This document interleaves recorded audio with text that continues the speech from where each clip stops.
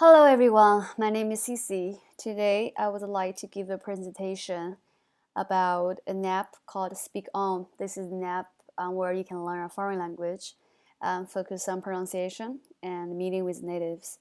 So you can speak with natives and sound like one. This is my first stage project of Career Foundry. The persona of my project is called Megan Ford. She's 23 years old from New York. She just graduated from FIT, which is Fashion Institute. Right now, she's a merchandiser in a home textile company. Um, she speak she speaks French. She used to speak Chinese, but now she forgot most of them. And she learned both language in school, and of course, the native language is English.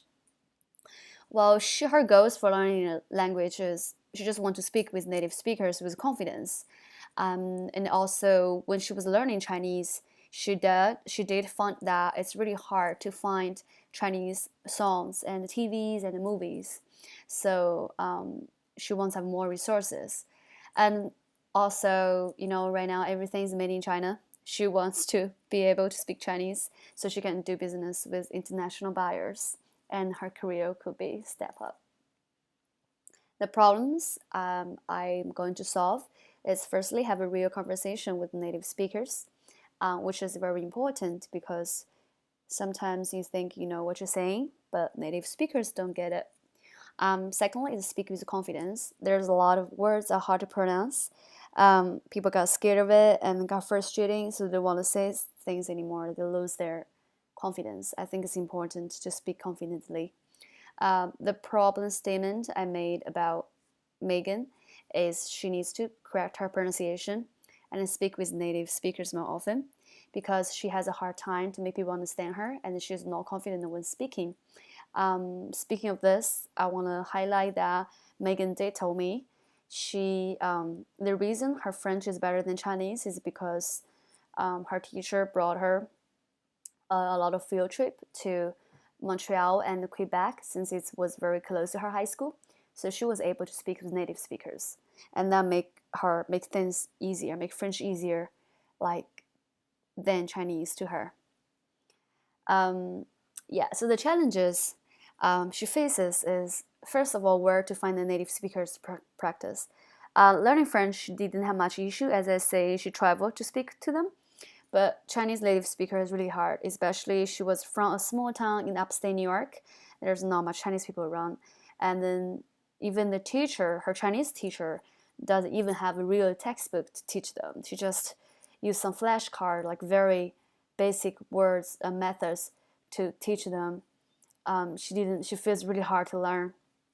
And for French, she thinks the accents, when even she speaks, the accents are always placed in the wrong place. And there's some words, especially the vowels, are very hard to pronounce, and people don't get it. It's kind of frustrating. Her quote is she says she want to be able to use French in real life. Okay, Chinese too. Um, she thinks practice makes perfect, and she wants to try to talk to native speakers more so she can be better. So the prototypes I have here, starting from splash screen, I drew a mouth in the book because this is the app focused on speaking without a book freely and speak like natives. My onboarding process is very easy. It's 4 steps. I'll just give a small introduction about different tabs. There are 4 tabs: Learn, Entertainment, Network, and Admin. Learn is the main screen where you can learn the words and take a quiz every other course. Because I do got a feedback when I'm doing the user research. One of the interviewing says it's very important to have quiz so she can track her, so she can know if she really learning it. I totally agree with that.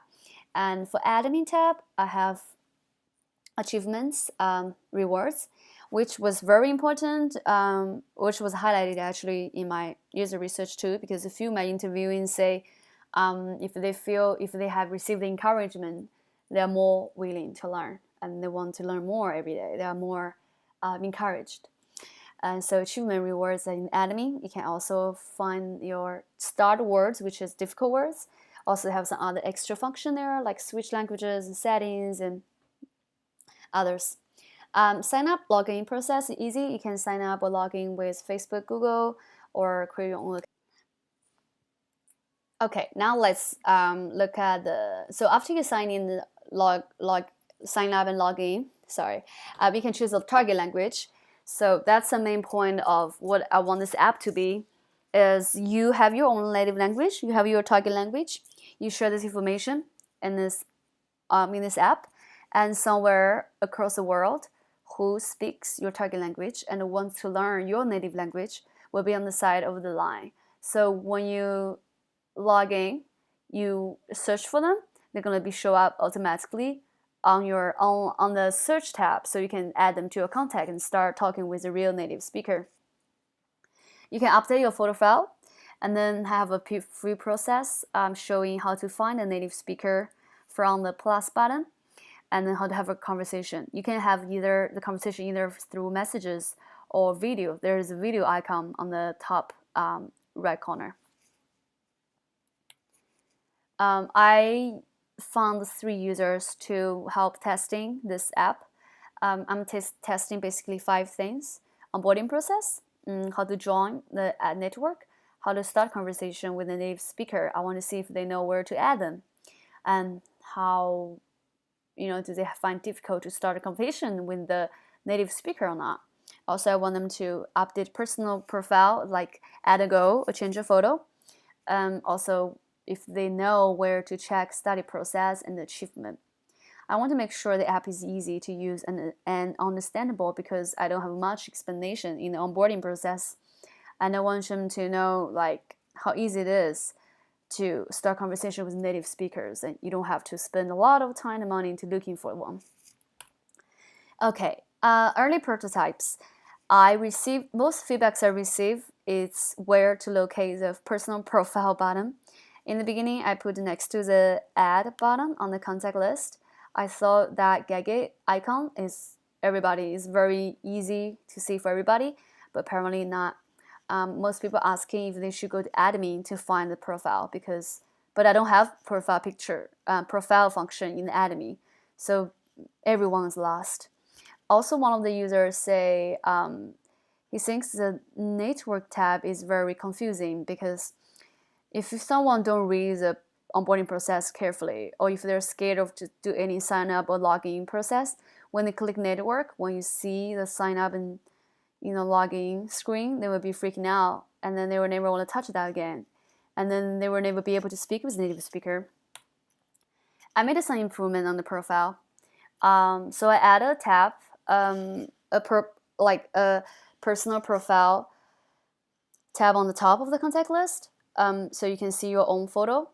You can see there's a Gage icon next to you, so obviously that's where you can update your profile. I've copied this from Facebook, and then there's also a back button next to your profile, so you can use that. You can go back to the learning page main screen very easily.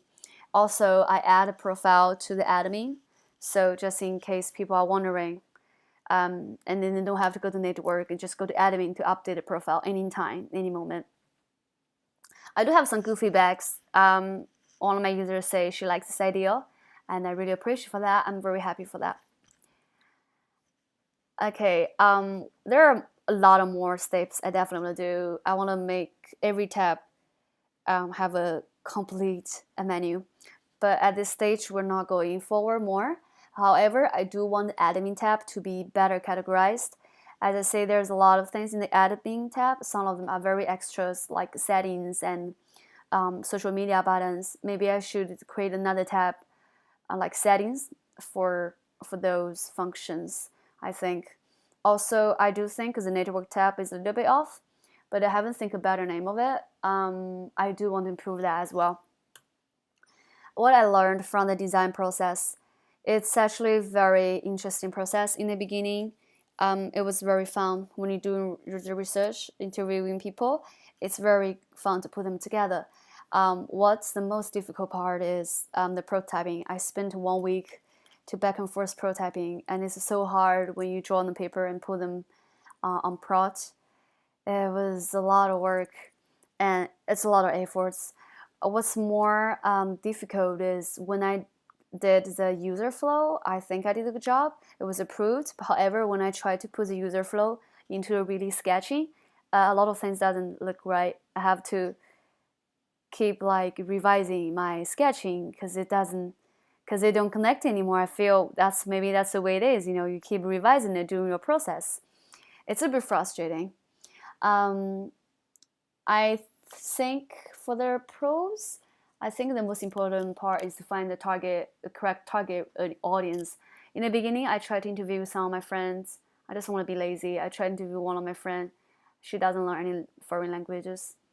And then when I only ask 2 questions, I feel like, oh no, she don't know anything. Like she can't be my user research person. And I realized that target audience is very important because if people don't care foreign language, they're not care about this app. They're not care what you're doing. They're not gonna give you correct answers. It's a lot of time doing interviews and contacting people, setting to meet up, to make her comfortable answering questions. But that's the key of the research because all my ideas is from them. In the beginning, when I think about language learning app, I never thought of I'm gonna create a feature talk with natives until they told me it's important for them to speak with native speakers. Per user flirt per feature. That's my tutor told me because in the beginning I totally messed up. I put so many features on one flow. I even make myself dizzy.